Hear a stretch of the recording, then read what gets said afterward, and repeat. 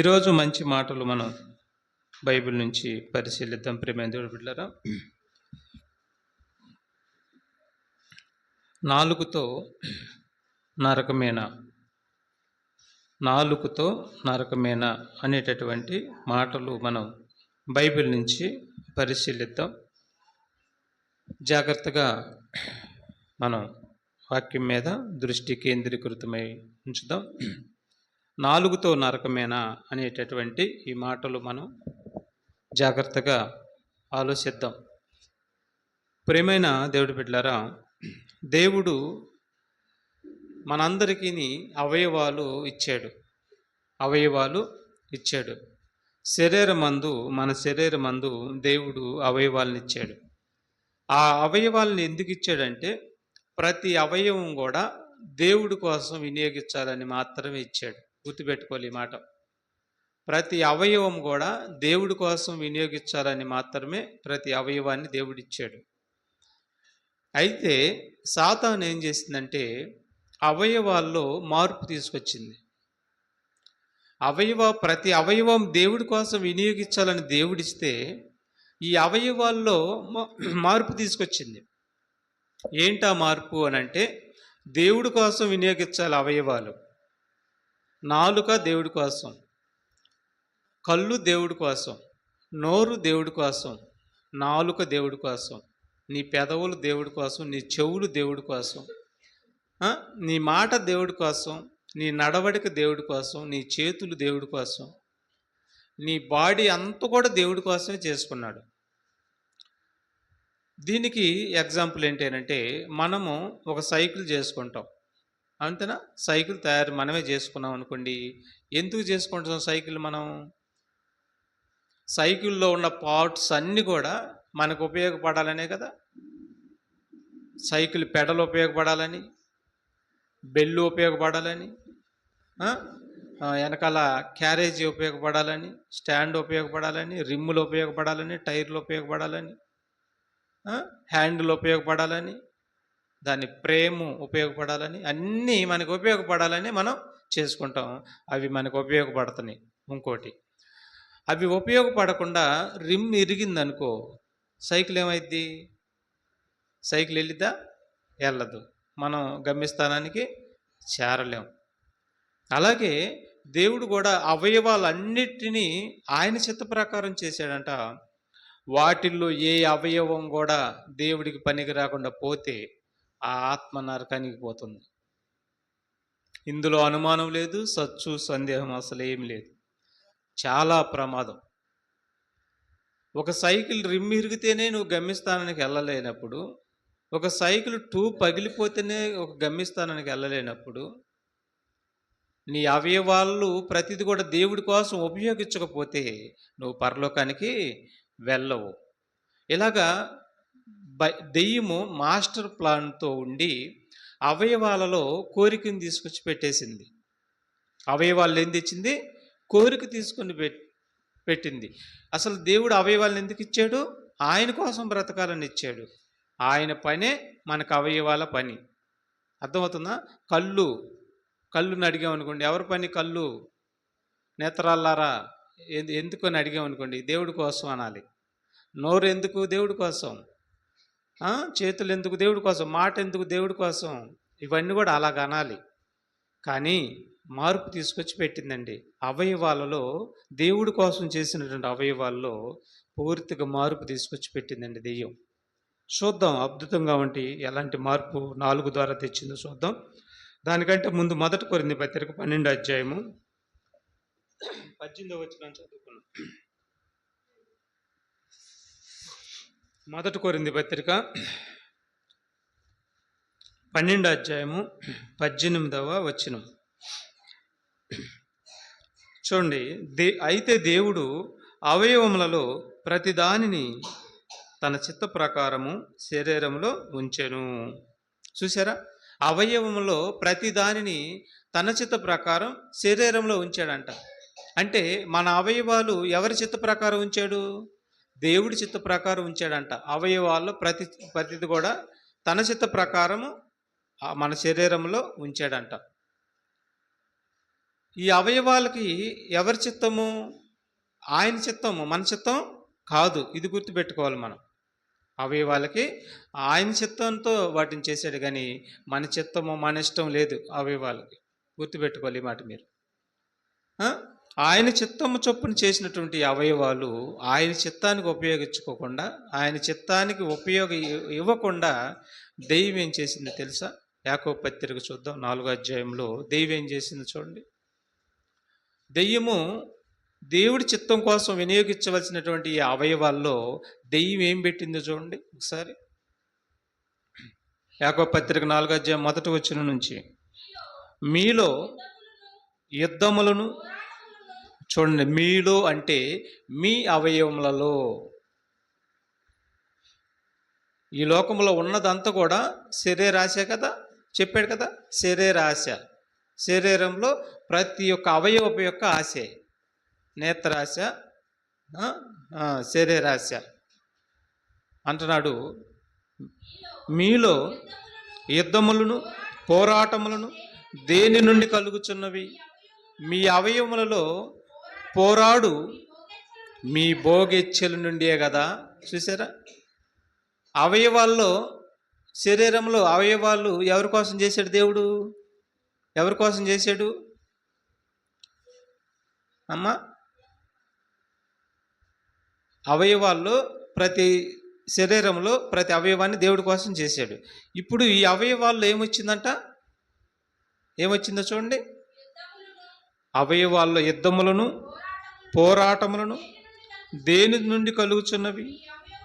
మీ అవయవములో పోరాడు మీ భోగెచ్చల నుండే కదా అన్నాడు. చూసారా?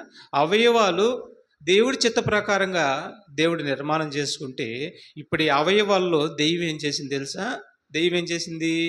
భోగెచ్చులు తీసుకొని పెట్టేసింది. భోగెచ్చులు అంటే అక్కడ సుఖభోగముల యందు మీరు ఉన్నారు అని అంటాడు. అంటే ఈ అవయవాల్లో భోగెచ్చులు, కోరికలు పెట్టేసేసింది. వీటి వల్ల వచ్చే ప్రమాదం ఏంటి అని అంటే మామూలు ప్రమాదం కాదు. మనిషికి ఎట్లా ఉండిద్దంటే, ఈ అవయవాల కోరిక తీర్చుకునేటప్పుడు హాయిగా ఉండిద్ది. దాని వెనక ఎట్లా ఉండిద్దంటే నిత్య నరకమే ఉంది, భయంకరమైనటువంటి వేదన ఉంది. ఆ శరీరాన్ని విడిచిన మరుక్షణమే భయంకరమైన వేదన చెందవలసి ఉంటుంది. ఇది దెయ్యానికి తెలుసు కానీ మనిషికి అర్థం కాలేదు. ఇది మనిషి ఏమనుకుంటున్నాడంటే, కంటితో చూడరా అని అన్నీ నేను చూస్తున్నాను, అబ్బా నా అంత గొప్పోడు లేడు అనుకుంటున్నాడు. చూసారా? కంటితో చూడరాని అని నేను చూస్తున్నాను, సీక్రెట్గా చూస్తున్నాను, అబ్బా నా అంత గొప్పడు ఎవడు, నన్ను ఎవడు చూస్తలేదు అనుకుంటున్నాడు. నువ్వు ఏదైతే చూస్తున్నావో అది రికార్డ్ అవుతుంది దేవుడి దగ్గర. అర్థమవుతుందా? కళ్ళు దేవుడిచ్చి ఎందుకు ఇచ్చాడంటే దేవుడి కోసం బ్రతకాలని. నీకు కళ్ళు ఇస్తే చూడరానివన్నీ చూసేసి కళ్ళుని చెడగొట్టుకుంటున్నావా? దానికి లెక్కప్పు చెప్పవలసి ఉంటుంది. చూసారా? కళ్ళ కోరిక తీసుకొని వచ్చింది, ఆ తర్వాత చేతుల కోరిక తీసుకొని వచ్చింది, ఆ తర్వాత కాళ్ళ కోరిక తీసుకొని వచ్చింది, ఇక అన్ని అవయవాల కోరికలన్నీ తీసుకొని వచ్చింది. ఇలాగా అవయవాలన్నిటిలో కోరికలు తీసుకొని వచ్చింది. వాటిల్లో నాలుగు కోరిక ఏంటి? నోటి కోరిక ఏంటి? దీని ద్వారా నరకానికి ఏమైనా పోతారా? పోయే ప్రమాదం ఉందా? ఈ నాలుగులో ఎన్ని రకాల విధాలైనటువంటివి పెట్టేసింది. వాటి పేర్లు ఏంటి? ఇవన్నీ కూడా మనం ఒక్కొక్కటిగా బైబిల్ నుంచి పరిశీలిద్దాం. జాగ్రత్తగా రాసుకోండి, మీరు నడవండి, అనేకులు చెప్పండి, అనేకులు చెప్పి నాలుక ఎంత ప్రమాదకరమైనది, రాండి దేవుడి వద్దకు, లేకపోతే నీ నాలుకే నిన్ను సర్వనాశనం చేసిద్దని చెప్పేసేయండి. ముందు మనం నడవాలి. అర్థమవుతుందా? మనం నడవాలి, బయట వారికి చెప్పాలి. ఇప్పుడు వెళ్దాం. కీర్తన గ్రంథము 120 రాసుకోండి ఒక్కొక్కటిగా చక్కగా. నాలుగులు ఏముండియో, నాలుగున్న నోట్లు ఏముండియో చెబుతున్నాడు. వాటి యొక్క ఆ పదార్థాలు ఏంటో చెబుతున్నాడు. వాటిని రాసుకోండి. ఇన్నుండి ఆ నాలుగులో ఉండి అని చెప్తున్నాడు. రాసుకోండి వాటిని. కీర్తన గ్రంథం 123వ వచనం, 120 అధ్యాయం 3వ వచనం మొదటగా చదువుకున్నాం.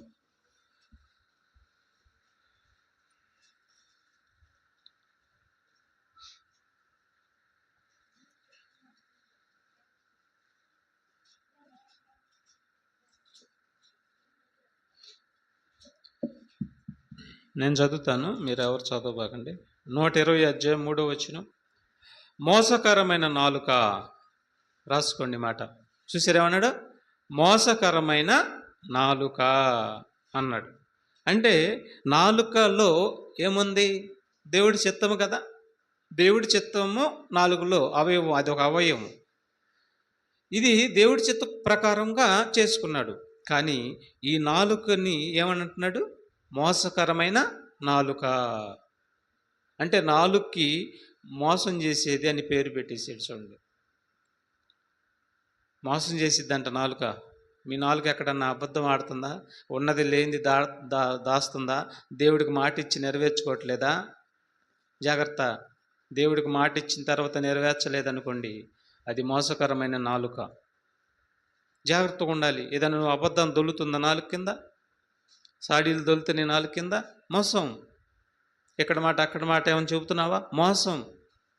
మోసకరమైన నాలుక ఎవరిని మోసం చేసిద్ది? మోసకరమైనది అన్నాడు కదా, ఎవరిని మోసం చేసిద్ది? నిన్నే.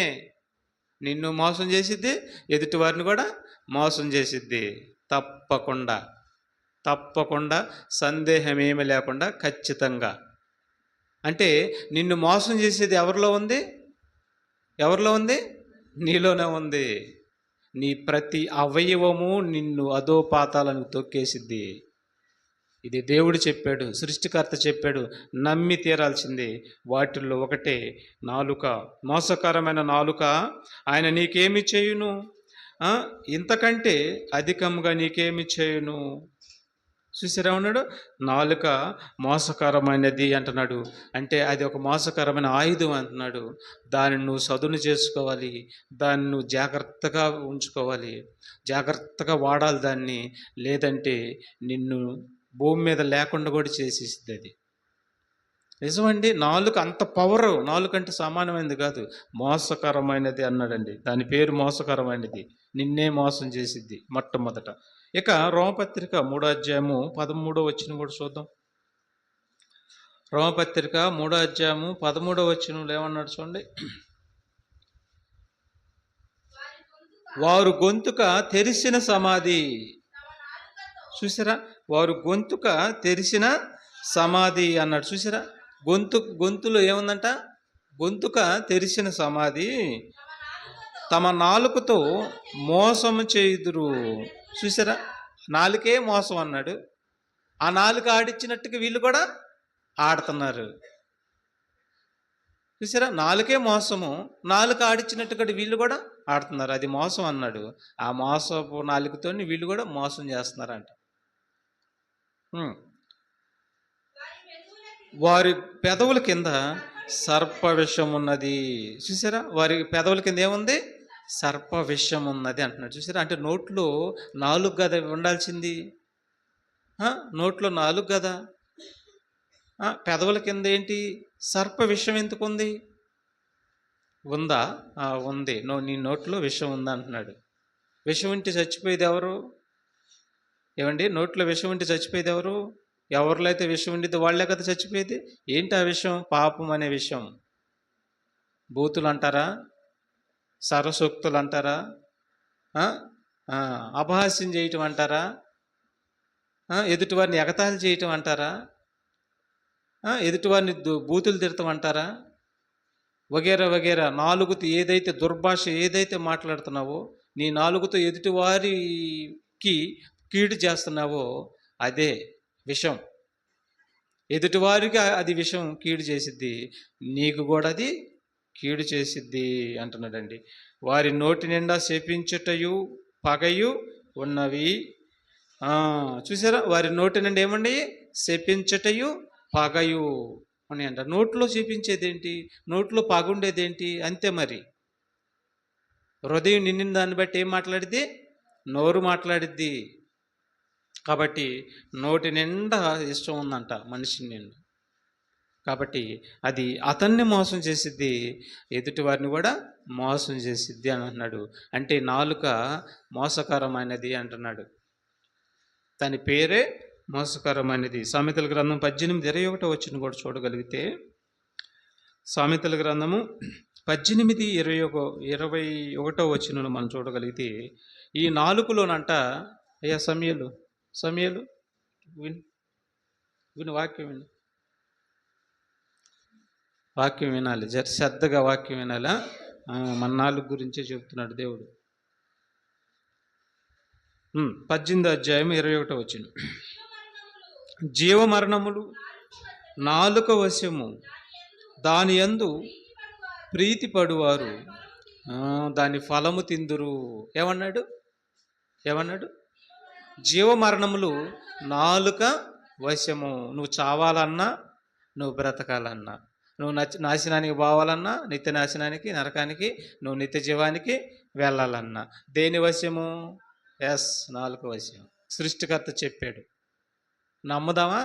నమ్మి జీవితాన్ని నాలుకని భద్రపరుచుకుంటే సరి, లేదంటే చాలా ప్రమాదం అది. నాలుక లాలాజలంలో ఉంది, నీళ్ళల్లో ఉంది, ఎప్పుడు చల్లగా ఉంది అనుకుంటున్నారా?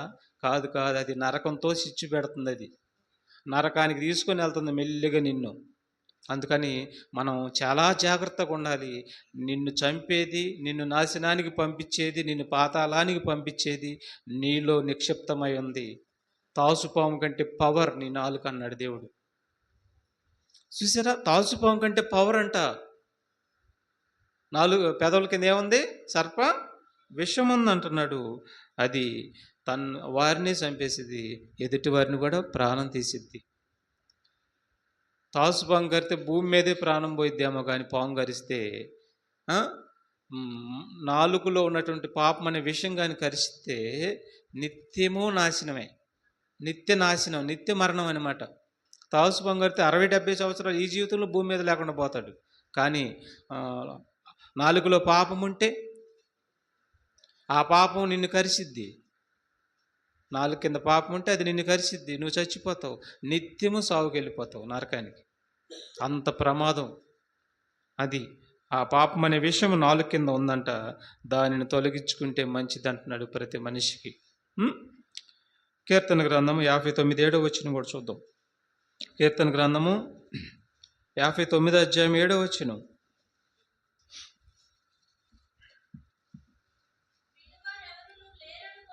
వినువారు ఎవరునూ లేరనుకొని వారు తమ నోట నుండి మాటలు ఏం కక్కుతారు?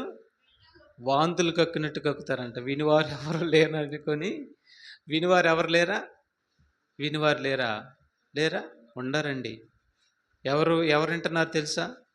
ఇదిగో నువ్వు ఎక్కడ కూర్చొని మాట్లాడుతున్నావో, ఎక్కడ కూర్చొని ఎల్ల కక్కుతున్నావో, ఎక్కడ కూర్చొని ఎవరి మీద మాటలు చెబుతున్నావో, ఆ మాటలన్నీ నువ్వు కూర్చున్నటువంటి ఇసుక ఉంటుంది తెలుసా? నువ్వు కూర్చున్నటువంటి ఇసుక ఉంటుంది. నీ ఇంటి మరి మన ఇంట్లో చెట్లు ఉంటాయి కదా, మన ఇంట్లో చెట్లు ఏంటున్నాయి, గాలి ఏంటుంది, ఎక్కడికి తప్పించుకుంటాం మనం? ఇనివారు ఎవరు లేరనుకొని వారు తమ నోట నుండి మాటలు వెళ్ళగక్కుదురు, వారి పెదవులలో కత్తులున్నవి. అబ్బో, చూసారా? పెదవుల్లో కత్తులు ఏంటండి? విషం అన్నాడు, మోసకరమైనది అన్నాడు, ఇప్పుడు ఏమంటున్నాడు? పెదవులలో కత్తులు ఉన్నాయా? ఎవరిని కోస్తాయి అవి? పెదవుల్లో కత్తులుంటే ఎవరిని కోస్తాయి? నీ పెదవుల్లో కత్తులుంటే నిన్ను కోస్తాయి, పక్కలను కూడా కోస్తాయి. చూశారండి? ఏమండి, దేవుడు అండి అన్నీ తెలిసిన ఆయన. మన మాట నాలుకకు రాకముందే హృదయ రహస్యాలు ఎరిగిన దేవుడు నాలుక గురించి చెబుతున్నాడండి. ఎంత ప్రమాదకరమైనదో చెబుతున్నాడండి. ఎవరు చెప్తారండి మనకి ఇవన్నీ? ఎవరు చెప్పరు. వింటున్నారు మీరు ధన్యులు. జీవితకాలం పాటు మనందరం వీటిని భద్రపరుచుకొని నడిస్తే సరి, నాలుకను చక్కగా సాధువుగా చేసుకుంటే సరి, లేదంటే మాత్రం చాలా దెబ్బడిపోద్ది మనకి. తప్పదు నరకం అంటున్నాడు. అది ఎవరైనా సరే, ఎంతటి వారైనా సరే తప్పదని చెప్తున్నాడు. తీసుకొని వెళ్ళిపోద్ది అంటే అది. కీర్తన గ్రంథము 57 4 వచనం కూడా చూద్దాం. 57 4 వచనం.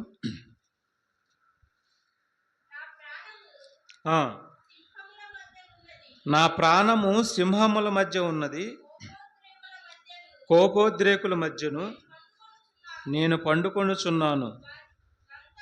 వారి దంతములు సోలములు, అవి అమ్ములు, వారి నాలుక వాడిగల కత్తి. చూసారా, నాలుక ఏంటంటే వాడిగల కత్తి, మంచి పొద్దునైన కత్తి అంట వారి నాలుక. మన నాలుక ఏమైనా కత్తిలాగా ఉందా? నాలుగులాగా ఉందా? చూసారా, ఇవన్నీ దేవుడు అన్ని ప్రతి మనిషిని పరిశీలించి రాయించిన, పరిశుద్ధాత్మ ద్వారా రాయించిన మాటలండి. పదునైన కత్తి అంటున్నాడు. ఈ కత్తి యొక్క లక్షణం ఏంటంటే కరెక్ట్గా తిప్పతాం. యుద్ధానికి వెళ్ళేటప్పుడు అండి, కత్తి తిప్పతాం సరిగ్గా రాలేదనుకోండి, తన కత్తి తనకి తగిలి చచ్చిపోయిన వాళ్ళు కూడా ఉంటారు, తిప్పతాం రాకపోతే. అలాగే నాలుగులో నీకు పాపం అనే విషయం ఉందనుకోండి, అది నిన్ను కూడా చంపేసిద్ది, ఎదుటివారిని చంపేసిద్ది. ఇద్దరు పోతారు నరకానికి అంటున్నాడు. తీసుకొని వెళ్ళిపోయింది అనమాట, కత్తి అనమాట. కత్తి అంటున్నాడు దాన్ని. తర్వాత కీర్తన గ్రంథం 64:3 64 కూడా మనం చూడగలిగితే, ఒకడు కత్తికి పదును పెట్టినట్లు వారు తమ నాలుకలకు పదును పెట్టుదురు. చూసారా, ఒకడు కత్తికి పదును పెట్టినట్లు వారు తమ నాలుగులకు ఏం పెడతారంట? పదును పెడతారంట. ఎట్లా చెప్పండి? నాలుగు పదును ఎట్ట పెడతారు చెప్పాలి. ఏమ్మా, నాలుగుకి పదును ఎట్ట పెడతారు? కత్తికి అయితే పొదును సాన పెడతారట, నాలుగుకి పొదును ఎట్ట పెడతారు చెప్పండి ఒకసారి దయచేసి ప్లీజ్.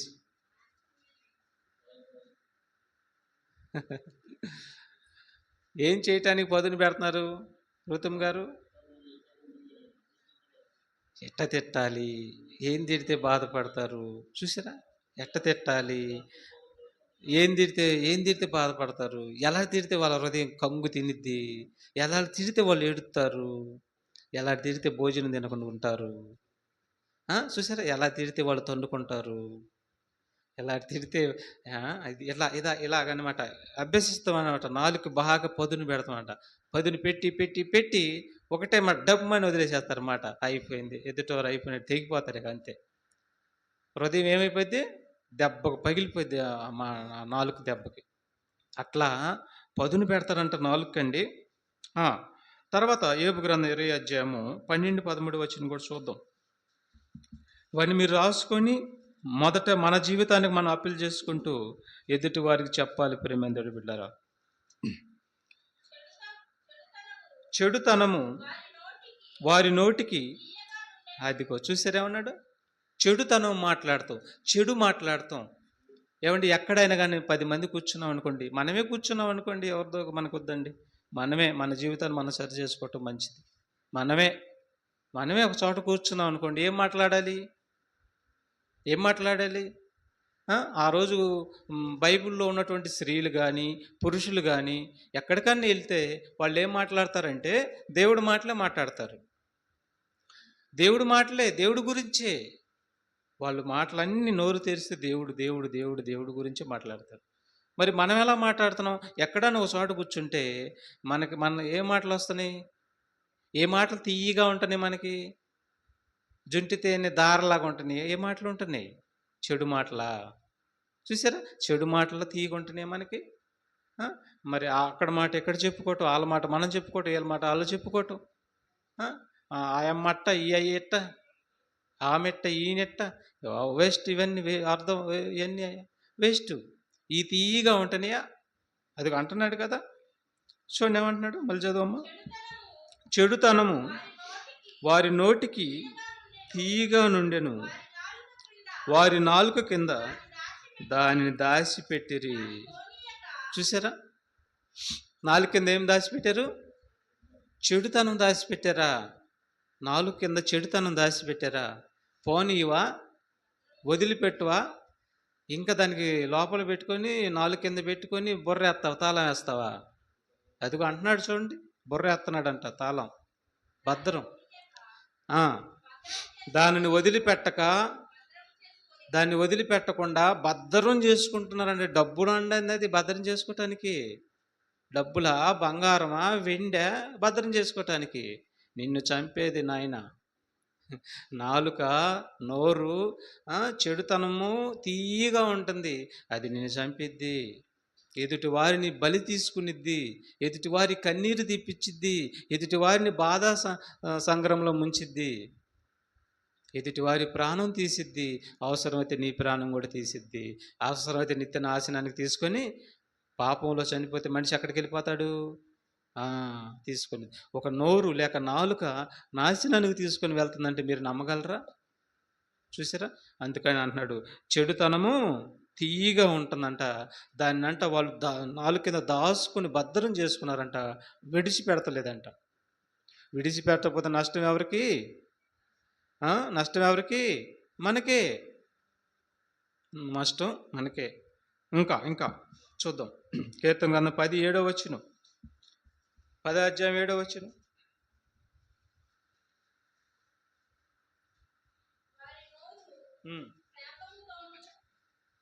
వారి నోరు శాపంతోను కపటముతోను వంచనతోను నిండి ఉన్నది.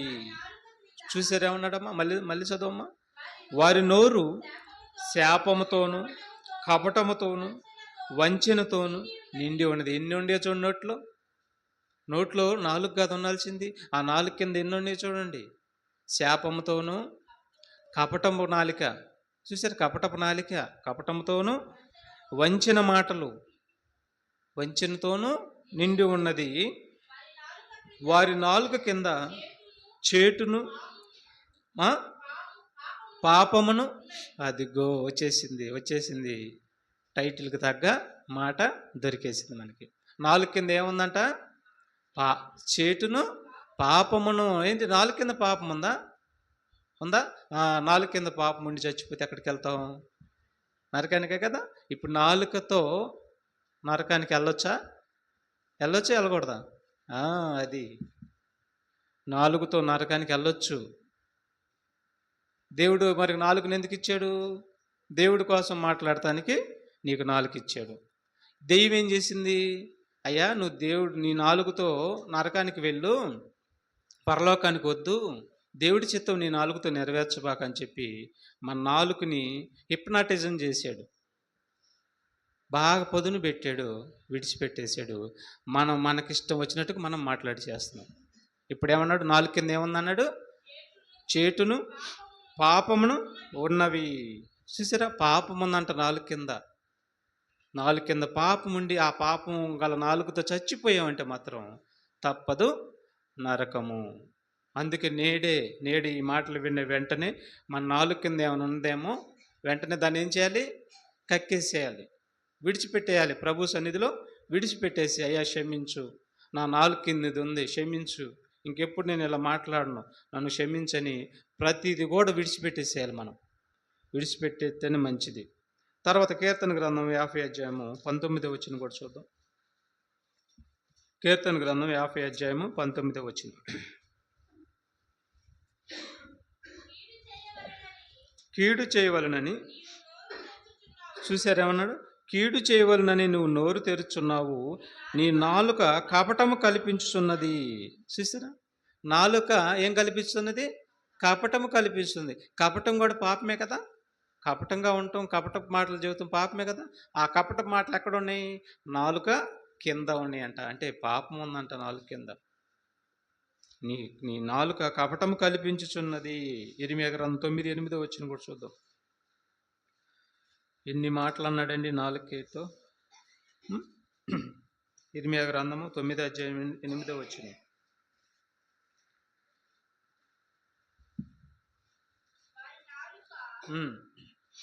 చూడండి, వారి నాలుక ఘాతుక బాణము, అది కాపట్యము పలుకుచున్నది. చూసారా? నాలుక బాణంతో పోలుస్తున్నాడండి. ఘాటుక బాణము, అది కాపట్యము పలుకుచున్నది. చూసారా? బాణంతో పోలుస్తున్నాడు నాలుకని, కత్తితో పోల్చే నాలుకని, కత్తులతో పోల్చే నాలుకని, పోల్చేలా విషంతో పోల్చాడు నాలుకని, కపటంతో పోల్చాడు నాలుకని. చూసారా? బాణంతో పోల్చాడు నాలుకని. ఏమండి, ఈ ఆయుధాలతో పోల్చాడు ఎందుకు? ప్రమాదం చేసే ఆయుధాలతో పోల్చాడు ఎందుకు నాలుకని?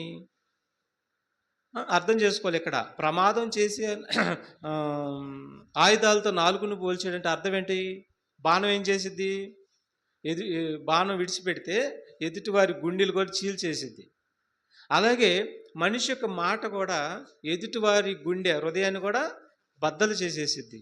జీవితకాలం పాటు ఏడ్చేటట్టుకు కూడా చేసిద్ది మాట. అంత పవర్ బాణం లాంటిది అన్నాడు. అందుకే మనం చాలా జాగ్రత్తగా మాట్లాడాలి. మీ మాటలు యేసుప్రభువారు ఏమన్నాడంటే, మీ మాటలు కొంచెముగా ఉండాలి. యేసుప్రభువారు నోరు తెరిస్తే వాక్యం మాత్రమే మాట్లాడతాడు. వాక్యం మాత్రమే, అది మనం ఆయనలో నుంచి నేర్చుకోవాల్సినటువంటి మంచి లక్షణం. నోరు తెరిస్తే వాక్యం మాత్రమే మాట్లాడతాడు. మిగతా ఏది కూడా అయినా, దుర్భాష ఏది కూడా అయినా మాట్లాడరు. మరి ఆయనలోకి బాప్తిసం పొందుకున్న మనలో ఎందుకు సకలమైనటువంటి దుష్టల మాటలన్నీ వస్తాయి? రావాలి. ఎందుకు ఎందుకు రావాలి అవి? ఎందుకు నియంత్రించుకోను మనం? మనలో పరిశుద్ధాత్మ దేవుడు లేడా? ఇచ్చాడు కదా పరిశుద్ధాత్మ దేవుడిని ఇచ్చాడు కదా. బాప్తిసం తీసుకున్న ప్రతి ఒక్కరిలోకి ఎవరు వస్తారు తెలుసా? పరిశుద్ధాత్మ దేవుడు వస్తాడు. ఎందుకు ఇచ్చాడు పరిశుద్ధాత్మ దేవుడిని? ఇంద్రియ నిగ్రహం గలవారిగా ఉండాలని, ఆశించిన దాన్ని నిగ్రహించుకోవాలని పరిశుద్ధాత్మ దేవుడిని ఇచ్చాడు. పరిశుద్ధాత్మ దేవుడు నీలో ఉన్నప్పుడు కేవలం ఒక నాలుకను నిగ్రహించుకోలేవు నువ్వు. నీలో ఉన్న దేవుడి యొక్క శక్తితో నాలుకని నిగ్రహించుకోలేవు నువ్వు. అంటే నిగ్రహించుకోలేకపోతున్నావు అంటే నువ్వు పరిశుద్ధాత్మ దేవుడి సహాయం కోరతలేదు. పరిశుద్ధాత్ముడిని నువ్వు పట్టించుకోవట్లేదు. దెయ్యం మాట వింటున్నావు కాబట్టి దెయ్యపు మాటలే మన నోట వచ్చేసేస్తున్నాయి. అందుకని బాణంతో పోల్చాడు. బాణము చాలా ప్రమాదకరమైనది. ఇక తర్వాత సామెతల గ్రంథం 16:27 వచనం చూద్దాం. రాసుకోండి. దాని యొక్క లక్షణాలు చెప్తున్నాడు. చక్కగా రాసుకొని వాటిలో మనలో ఏమైనా ఉండేమో వాటిని సరి చేసుకున్నాం, తీసేసుకున్నాం వాటిని. సామెతల గ్రంథం 16:27 వచనం.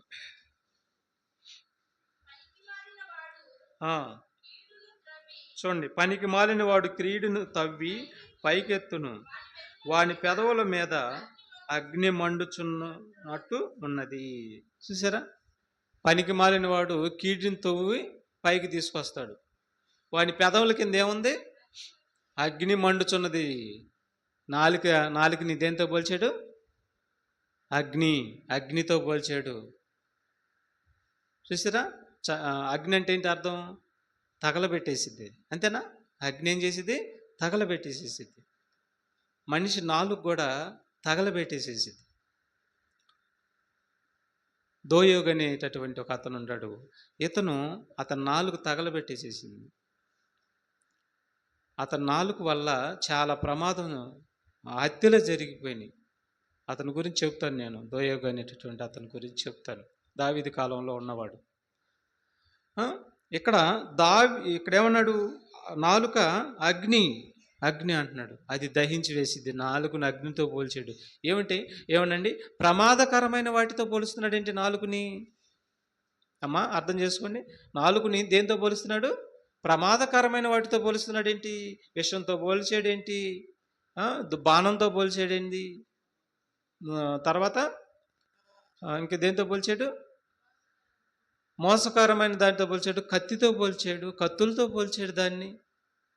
ఎందుకు ఇట్లా పోల్చాడంటే అగ్నితో పోల్చాడు. ఎందుకంటే అంత ప్రమాదం ఉందని చెప్తున్నాడు. నాలుక అన్నిటికీ నాశనం తీసుకొచ్చి పెట్టిద్దేండి. ఏమండి? నాలుక దేవుళ్ళు ఎదగనటువంటి మనిషి ఉన్నాడు అనుకోండి, చెప్తున్నాను వినండి, ఎంత ప్రమాదం తెచ్చిద్దో వినండి. దేవుళ్ళు లోతుగా ఎదగనటువంటి మనిషి ఏం చేస్తాడు తెలుసా? ఏదైనా చిన్న మాట అన్నామంటే టక్కమని అలిగేసేసి అసలు చర్చి కూడా రాకుండా మానేసేస్తాడు. అంటే ఎంత బలహీనంగా ఉన్నాడో చూడండి. ఈ చిన్న దేవుడు తరపున ఒక మాట అంటే ఏం పోయింది? పడితే. కానీ మాటకి అంత పవర్ ఉంది. మాట పడలేరు. రోషం. కాబట్టి నాలుకని అగ్నితో పోల్చాడండి. ఇక తర్వాత అదే సామెతల గ్రంథం 26-24 వచనం. సామెతల గ్రంథం త్వరగా చదువుదాం. సామెతలు 26-24 వచనం కూడా చూద్దాం. వాడు దయగా మాట్లాడినప్పుడు వాడి మాట నమ్మకము, వారి హృదయములో ఏడు హేయ విషయంలో 7 హేయమైన విషయాలు ఉన్నాయంట. చదువమ్మ. వాడు తన దేశమును కపట వేషము చేత దాచుకొనును, సమాజములో వాని చెడుతనము బయలుపరచబడును.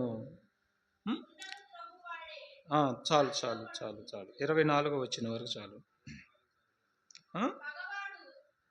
26 అధ్యాయం 24 వచ్చిన. పగవాడు పెదవులతో మాయలు చేసి అంతరంగంలో కపటము దాచుకొనును. చూసారా, పగవాడు ఏం చేస్తాడంట? పెదవులతో ఏం చేస్తున్నాడు? మాయలు చేస్తున్నాడంట. అంటే నాలుకని దేంతో పోల్చాడు? నోటిని దేంతో పోల్చాడు? మాయనోరు. దానికి ఇంకో పరిభాష మనం ఏమంటాం తిట్టుకునేటప్పుడు? కొంతమంది తిట్టుకుంటారు కదా, ఏమని తిట్టారు? నీ నోరు పడిపోను, నీ నోరుకి ఏమి రావాలి? మాయరోగం రావాలి. ఈ మాయరోగం అంటే ఏంటండి అసలు? ఒకరన్నా చెప్పగలరు మాయరోగం అంటే ఏంది? ఎక్కడుంది అసలు? అది ఏ హాస్పిటల్లో ఉంది? అది చెప్పండి. మాయరోగం నోరైతే అనేసాం, కానీ ఏ హాస్పిటల్లో ఉంది అసలు? అది ఆ రోగాన్ని ఎవరు కనిపెట్టారు? ఏ దేశం కనిపెట్టింది చెప్పండి మాయరోగం? చూసారా, తిట్టుల్లో కూడా అమాయకమైన తిట్లు అనమాట. అట్లా మాయ ఉందంట, నాలుగులో మాయ ఉందంటండి. మాయపు మాటలు పలికిద్ది అంటాను. పెదవుల కింద మాయపు మాటలు పలుకుతారండి. చూసారా ఎంత ప్రమాదం? అందుకు అన్నాడు దేవుడు, ఏమన్నాడు తెలుసా? ఎవరిని నమ్మొద్దు అన్నాడు. అన్నాడా లేదా? ఎవరిని నమ్మొద్దు. నరులను నమ్ముట కంటే యెహోవాను ఆశ్రయించుట మేలు. ఎందుకన్నాడు ఆ మాట? అరికాలు మొదలుకొని నడినెత్తి వరకు ఎక్కడో కొట్ట మనిషిని మోసం చేసేస్తుంది దెయ్యం. నరుల్ని మృగాలుగా మార్చేసింది దెయ్యం. ఈ లోకాన్ని అడవిగా చేసేసింది. జంతువులు, సింహాలు, మృగాలు అరణ్యంలో ఉండాల్సింది, అడవుల్లో ఉండాల్సింది ఈ లోకాన్నే అడవిగా చేసేసిందంట. ఏ మనిషిని నమ్మదగిన మనిషిగా లేకుండా చేసేసిందంట. చూసారా, లేకుండా చేసేసింది. ఉగ్ర రూపం చూపిస్తారు ప్రతి మనిషిని పట్టేసింది. ప్రతి మనిషిని తన హస్తగతంలో ఉంచుకుంది. అందుకంటాడు యాకోబు పత్రికలో అంటే తెలుసా, యోహాను పత్రికలో, మనుషులందరూ కూడా దుష్టుడి యందు ఉన్నారు అన్నాడు. అంటే దాన్ని హస్తగతం చేసేసుకుంది. దాని నుండి విడిపించబడాలంటే లోతైన వాక్యాలు మీరు వినాలి. వినటమే సరికాదు, విన్న వాక్యాన్ని అవలంబిస్తేనే మీకు మంచిది. విని వెళ్ళిపోయారనుకో, నేను చెప్పిన మాటల వల్ల మీకు ఏం ఉపయోగం లేదు. దెబ్బతింటారు. నడవాలి. ఇక చూడండి, ఇంకో మాట కూడా చదువుకున్నాం. సామెతల గ్రంథం 12:3-13 వచ్చిన. సామెతల గ్రంథము 12 అధ్యాయం 13 వచ్చిన కూడా మనం చూడగలిగితే,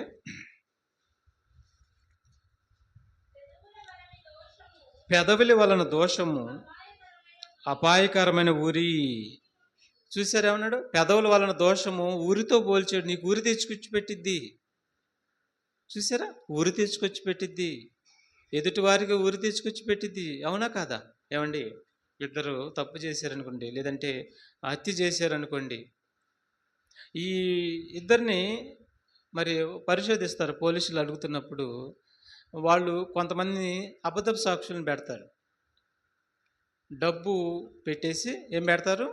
అబద్ధపు సాక్షులను పెడతారు.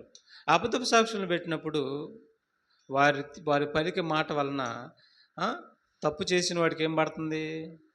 మేలు జరుగుతుంది. హత్య చేసిన వాడికి మేలు జరుగుతుంది. ఏ తప్పు చేయని వాడికి ఏం పడుతుంది? ఊరి పడిపోతుంది. చూసారా, పెదవులు అపాయకరమైన ఉరి. అమ్మో, ఎంత ఉందో నాలుకంటే నోరంటే ఏంటి అనుకున్నారు? మనకి ఎవరు కూడా టచ్ చేసి ఉండరు. ఇవన్నీ కూడా జాగ్రత్తగా మనం ఫాలో అవ్వాలండి వాక్యాన్ని. కీర్తన గ్రంథం 12 చూడండి, ఇంకేమంటున్నాడు దేవుడిని? ఇన్ని చూసిన దేవుడు ఆ నాలుకను చూసి ఏమంటున్నాడు తెలుసా? కట్ చేయమంటావు నాలుక అంటున్నాడండి. నాలుకని కట్ చేయాలి. ఎందుకండి ఆ నాలుక? చెదలు పట్టింది ఆ నాలుకకి, చీడ పట్టింది ఆ నాలుకకి. కట్ చేయమంటావా? కోసేసేయమంటావా? అడుగుతున్నాడండి దేవుడు. ఇంత చెదరబట్టిన నాలుక ఎందుకయ్యా? పైకేం బాగానే ఉంది, లోపలంతా చెదపట్టేసింది, తినేసింది నాలుకని. ఎందుకు కట్ చేసుకుంటే పోయిద్ది? కట్ చేస్తానంటున్నాడు దేవుడు. చూడండి ఆ మాట. కీర్తన గ్రంథం 12 అధ్యాయం 2, 3 వచనంలో, అందరూ ఒకరితో ఒకరు అబద్ధములాడుదురు. ఈ మాటలు వింటుంటే దేవుడికి విపరీతమైన కోపం రగులుకు పోతుందండి. అందరంట ఒకళ్ళు కూడా కదంట, అందరంట ఒకరితో ఒకరు అబద్ధం లేనిదే ముద్ద దిగదండి ఈనాడు మనిషికి. చుక్క నీళ్లు కూడా తాగలేడండి మనిషి. అబద్ధమే బతుకైపోయింది ఈనాడు ప్రపంచంలో ఎక్కువ శాతం. ఒకరని కాదంటున్నాడు, అందరూ అన్నాడు కదా. అందరూ మోసకరమైన మనసు గలవారై ఇచ్చకపులాడు పెదవులతో పలుకుదురు. యెహోవా ఇచ్చకపులాడు పెదవులన్నిటినీ, బెంకములాడు నాలుకలన్నిటినీ ఏం చేస్తాడు? కోసేస్తాడా నాలుక? చూశారండి? కోసేస్తాడు వాటినన్నిటినీ. ఆ నాలుకంటే అసలు అసహ్యం అంటున్నాడు దేవుడు. ఇదేంటనయ్య, బాప్తీసం తీసుకున్నావు కదా, క్రీస్తుని ధరించుకున్నావు కదా, క్రీస్తులో లేదే ఈ బెంకములాడటం, ఈ కపటపు మాటలు, ఈ దొంగ మాటలు, ఈ వేషధారణ మాటలు, ఈ అబద్ధపు కోరు మాటలు నిన్ను నువ్వు నమ్మిన క్రీస్తులో లేవు కదా. మీలో ఎందుకున్నాయి? ఎవరు పెట్టారు? దెయ్యం పెట్టింది కదా, తీసేసుకోండి. లేదంటే మాత్రం ఆ పెదవులను కానీ ఆ నాలుకలంటే నాకు అసహ్యము, కోసేస్తాను నాలుకని అంటున్నాడండి ఆయన. ఏమండి, దేవుడు అంటున్న మాట నేను అంటలేదు సుమి. ఎంత బాధపడుతున్నాడో తెలుసా? ఎంత కోపపడుతున్నాడో చూడండి. ఇలాంటి నాలుకతో మనం భక్తి కలిగి పై వేషంగా ఉంటే వచ్చేది ఏమి లేదు, నష్టం తప్ప, నరకం తప్ప. అందుకని నాలుకని జాగ్రత్తగా ఉంచుకోవాలి. ఇక ముగించుకున్నామండి. యాకోబు పత్రిక 1వ అధ్యాయం 26వ వచనం కూడా చూద్దాం. 5 నిమిషాల్లో ముగించేసుకున్నాం. ఇంకా యాకోబు పత్రిక 1వ అధ్యాయం 26వ వచనం.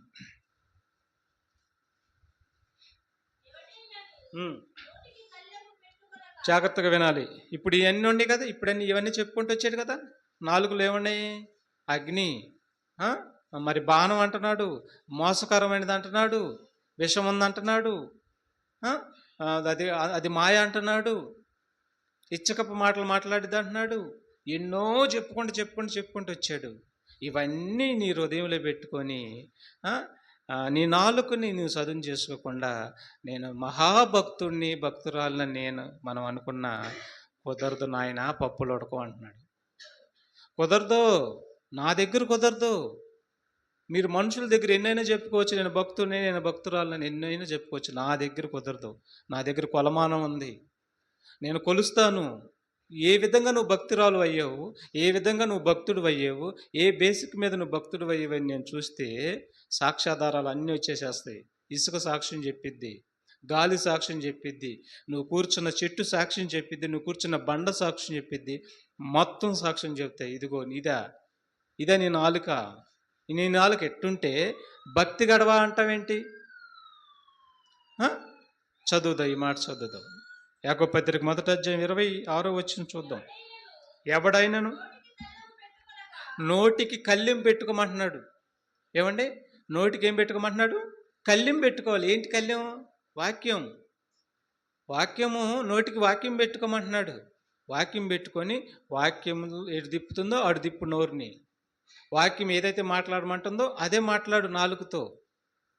కళ్ళెం పెట్టుకో, నోటికి కళ్ళెం పెట్టుకో, వాక్యం తిప్పినట్టుగా తిప్పుకో నీ నోటిని.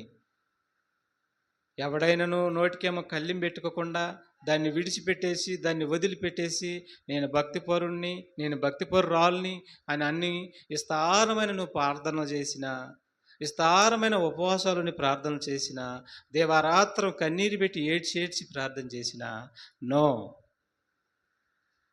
నో, అది నీ మనసు. అది నీ నాలుకే మారలేదు. నీ నాలుగులో ఇన్ని ఉన్నాయి. నువ్వు పైకి మళ్ళీ ప్రార్థన చేస్తావా?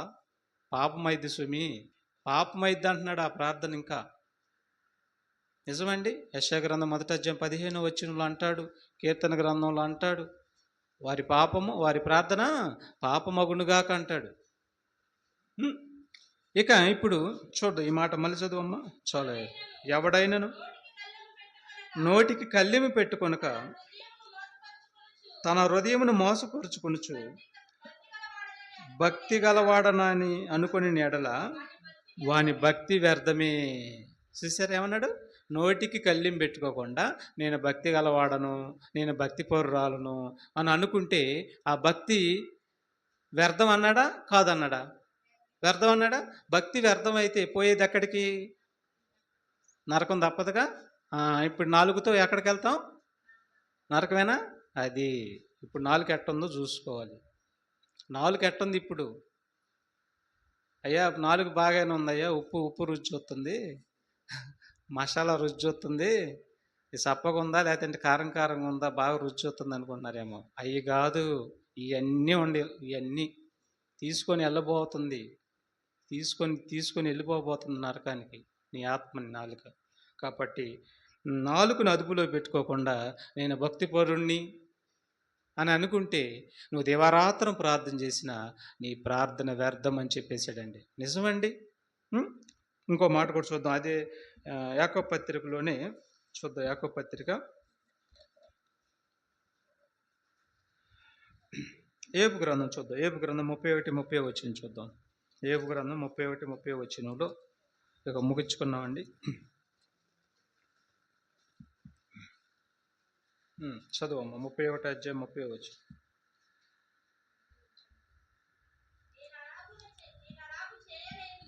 నేను అలాగూ చేయలేదు, అతని ప్రాణమును నేను శపించలేదు, పాపం చేయుటకు నా నోటికి నేను చోటు ఇయ్యనే లేదు. ఎవరు?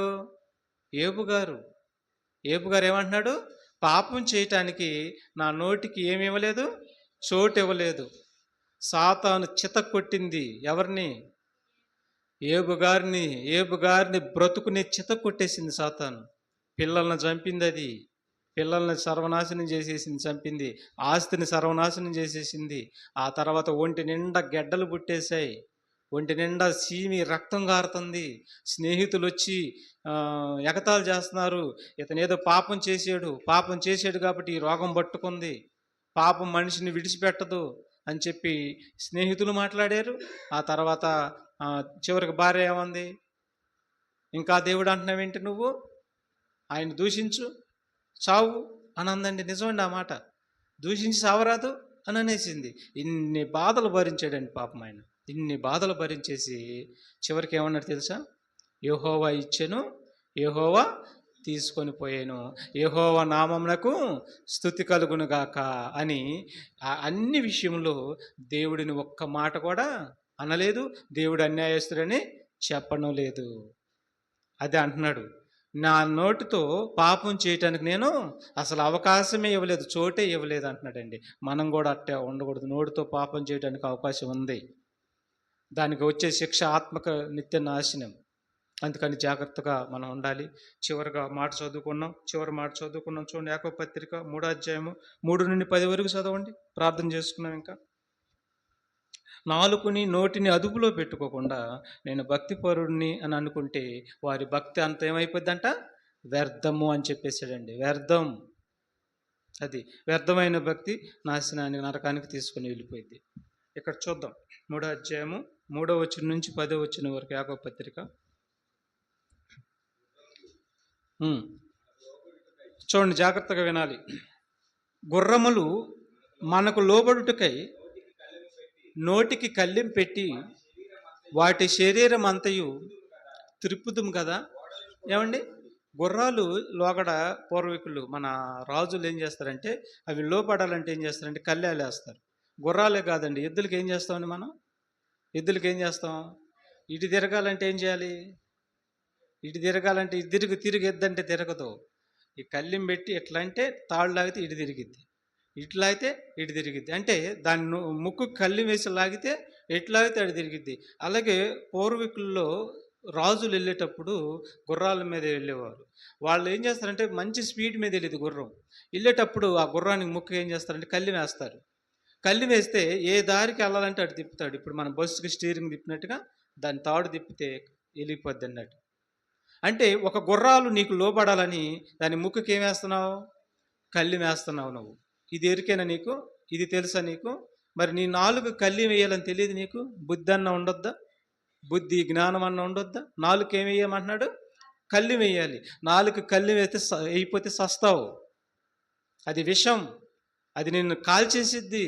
అది నిన్ను బాణంలాగా పొడి చేసిద్ది. నిన్నే కాదు ఎదుటి వారిని కూడా పొడి చేసిద్ది. నీ జీవితాంతరం ప్రమాదాలు నీ నీ ముసురుకుంటే నీకు అని చెప్పేస్తున్నాడు నీకు. అందుకని ఇక ఉపమానంగా చూస్తున్నాడండి. ఉదాహరణ చెప్తూ, ఓడలను కూడా చూడుడి, అవి ఎంతో గొప్పవై ఓడ నడుపు అని ఉద్దేశం చొప్పున మిక్కిలి చిన్నదగు సుక్కాని చేత త్రిప్పబడును. చూసారా, గుర్రమేమో కళ్ళిన చేత తిప్పబడుతుంది, పెద్ద పెద్ద ఓడలేమో చిన్న సుక్కాని చేత తిప్పబడుతున్నవి. అలాగుననే నాలుక కూడా, అదిగో నాలుక దగ్గర తీసుకొచ్చాడు.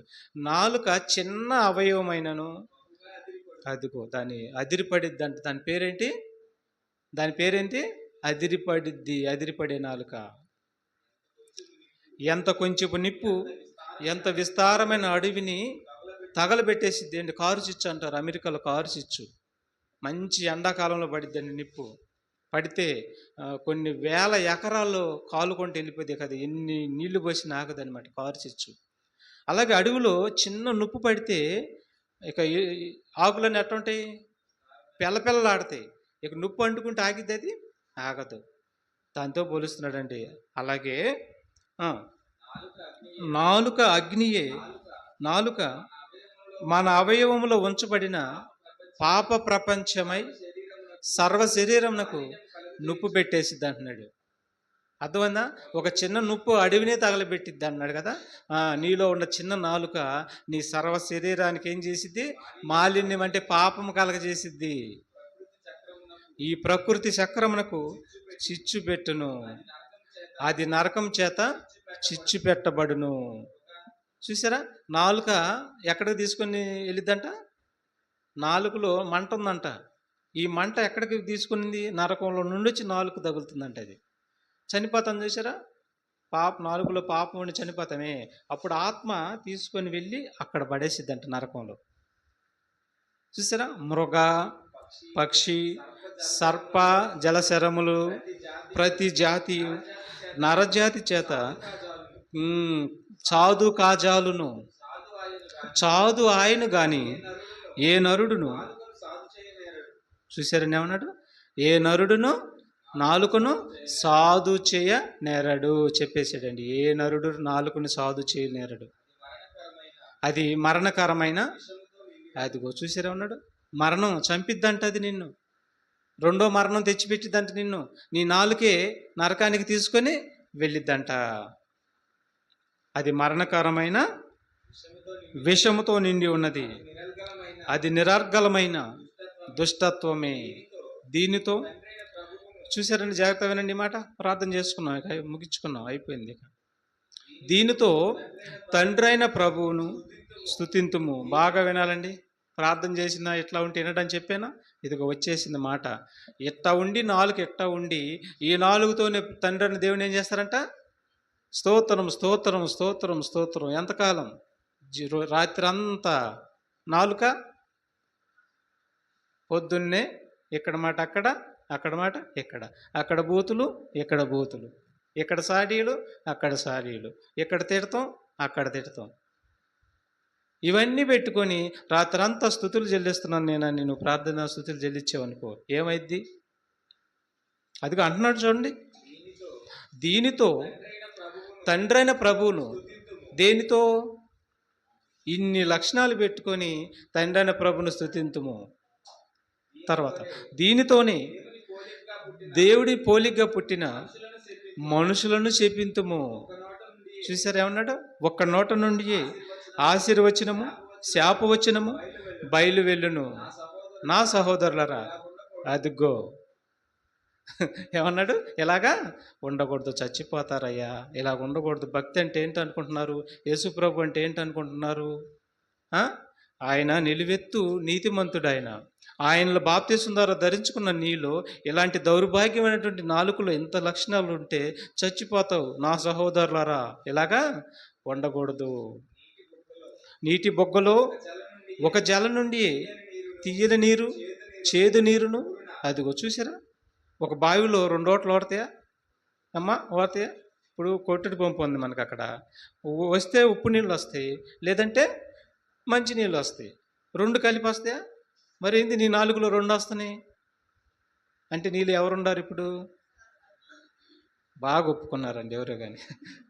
సాతాను ఉందనా? ఉంది. అయితే మరి దేవుడు అంటున్నావేంటి? వేషం. సాతాను అయితే నిక్షిప్తమై మనలో ఉంది, మళ్ళీ దేవుడు అంటున్నావేంటి? వేషం. అందుకు అన్నాడు, వేషధారులారా నా యొద్ద నుండి పోండి అని రేపు ఆయన మనల్ని అంటాడు. జాగ్రత్తగా ఉండాలి ప్రియమైన దేవుడి బిడ్డలారా. అది నేనైనా మీరైనా ఎవరైనా జాగ్రత్తగా ఉండాలి.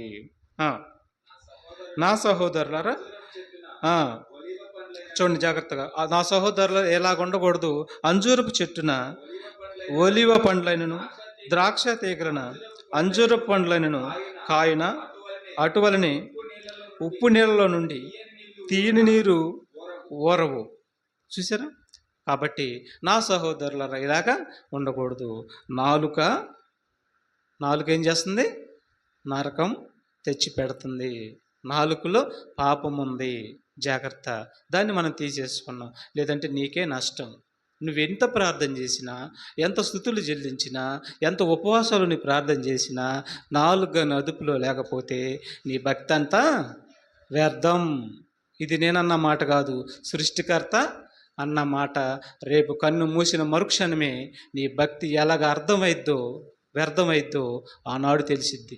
వెళ్ళిపోతావు నరకానికి అన్నాడు. కాబట్టి మనం జాగ్రత్తగా భక్తి వ్యర్థం కాకుండా దేవుడి మాటలు అనుసరించి మనం నడుద్దాం. మరి నాలుకని దేవుడి వాక్యానికి లోపరుచుకున్నాం, నిత్య జీవానికి తీసుకొని వెళ్దామండి. మన ఆత్మని ప్రార్థన చేసుకున్నాం.